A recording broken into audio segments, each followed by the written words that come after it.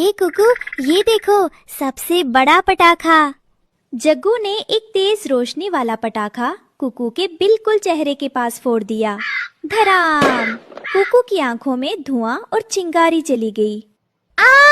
मेरी आंखें! दोस्तों, ये रहे हमारी आज की वीडियो के प्यारे सब्सक्राइबर्स और फॉलोअर्स के नाम। अभिषेक, पीहू, रोहिणी, राखी, रिया। जो नहीं चुने गए, चिंता मत करो, अगली बार तुम भी बन सकते हो जंगल के सुपरस्टार। दोस्तों, अगर आप भी चाहते हैं मैं आपका नाम अपनी कहानी में लूं, तो देर किस बात की, जल्दी से कमेंट करके अपना नाम हमें भेजें।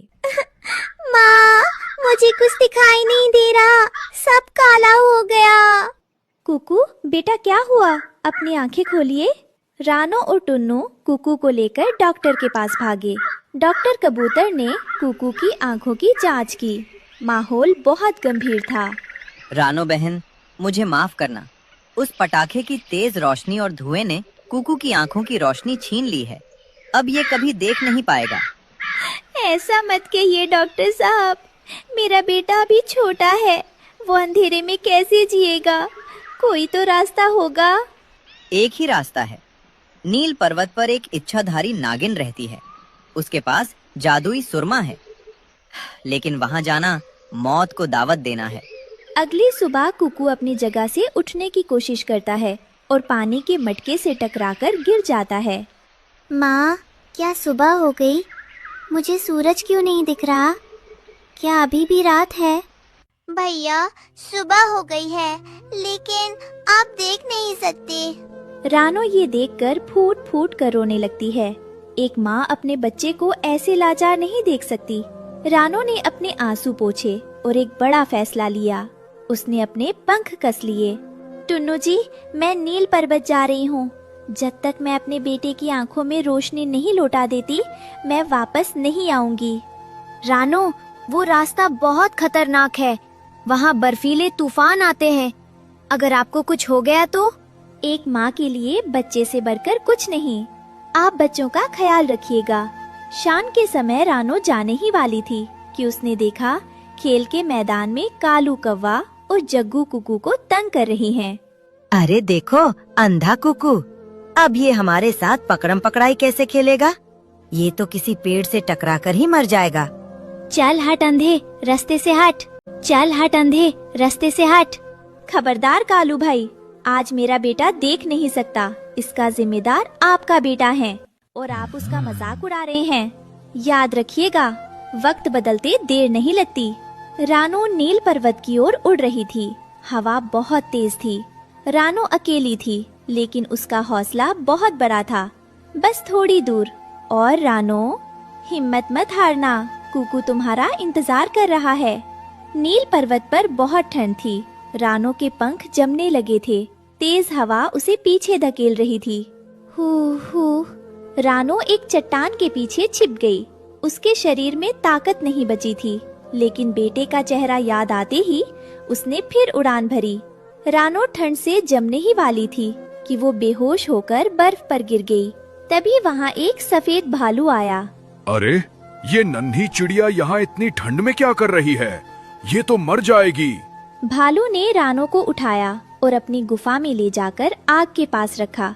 रानो को होश आया। धन्यवाद भालू दादा, आपने मेरी जान बचाई। मुझे नागिन की गुफा तक जाना है। बेटी, तुम बहुत बहादुर हो। नागिन की गुफा उस काली पहाड़ी के पीछे है। संभल कर जाना, वो बहुत चालाक है। मेरा आशीर्वाद तुम्हारे साथ है। भालू की मदद से रानो को नई ताकत मिली और वो फिर उड़ चली। रानो गुफा के पास पहुंची। वहाँ हड्डियों के ढेर लगे थे। तभी अंदर से एक भारी आवाज आई। कौन है जो अपनी मौत के पास खुद चलकर आया है? नागिन माता, मैं एक बदनसीब माँ हूँ। मुझे अपने बेटे के लिए जादुई सुरमा चाहिए। नागिन अपने असली रूप में प्रकट हुई। उसकी आंखें जल रही थीं। जादुई सुरमा? वो बहुत कीमती है रानो। उसके बदले तुम्हें अपनी सबसे कीमती चीज देनी होगी। मुझे तुम्हारी सुरीली आवाज बहुत पसंद है। अपनी आवाज मुझे दे दो और सुरमा ले जाओ। मेरी आवाज? लेकिन अगर मैं बोल नहीं पाऊंगी तो अपने बच्चों को लोरी कैसे सुनाऊंगी? फैसला तुम्हारा है। आवाज चाहिए या बेटे की आंखें? रानो ने एक पल सोचा। उसने अपनी आंखों में बेटे की तस्वीर देखी। उसने नागिन को इशारे से हाँ कर दी। एक जादुई रोशनी रानो के गले से निकलकर नागिन के पास चली गई। रानो की आवाज हमेशा के लिए चली गई। बदले में नागिन ने उसे सुरमे की डिब्बी दी। रानो घर लौटी। वो बहुत थकी हुई थी। टुन्नू और बच्चे उसे देखकर दौड़ पड़े। रानो कुछ बोल नहीं पाई। उसने बस कुकू को गले लगा लिया और सुरमा निकाला। रानो, आप आ गई? क्या आप सुरमा ले आई? कुछ बोलती क्यों नहीं? रानो ने कांपते हाथों से कुकू की आंखों में सुरमा लगाया। सुरमा लगते ही कुकू ने धीरे धीरे आंखें खोली। माँ, माँ, मैं देख सकता हूँ। मुझे आप दिख रही हैं। मुझे सब दिख रहा है।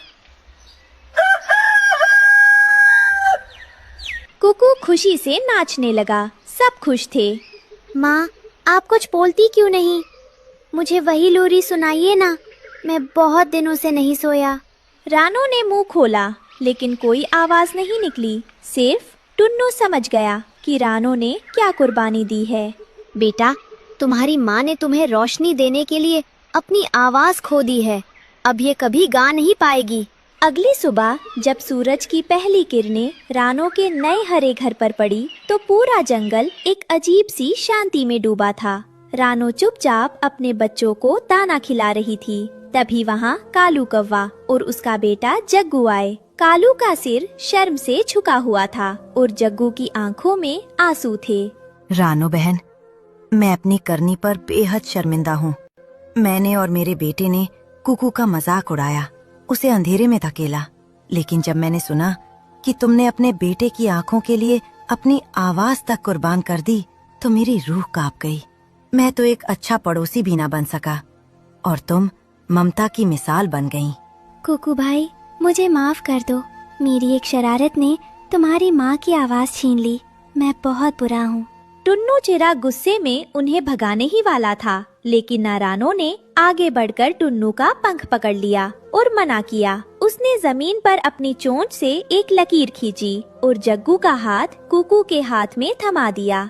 रानो बोल नहीं सकती थी, लेकिन उसकी आंखों से ममता की ऐसी भाषा बह रही थी जिसे पूरा जंगल समझ पा रहा था। वो चाह रही थी कि बच्चे नफरत को भूलकर दोस्ती का हाथ थामे। कालू कौवा फूट फूट कर रोने लगा।